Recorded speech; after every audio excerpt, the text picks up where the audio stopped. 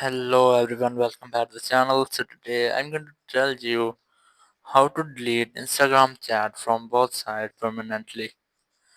If you want to delete your Instagram chats from both sides permanently, so let's see how can you do this. You just have to open your Instagram app, and here you have to select the messenger icon in the top right corner, and here just select the specific chat. In chat, you just have to select the message which you want to delete. I'm going to delete this one, so just keep a long press on it. Then a pop-up menu will appear. You have to select Unsend option. Just tap on it, then select Unsend again.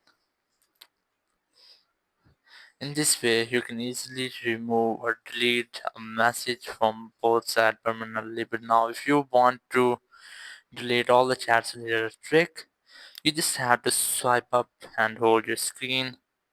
And in this way, you have vanish mode will appear. But if you won't get it here, you just have to open your Instagram chat settings, and here you have to look for vanish mode,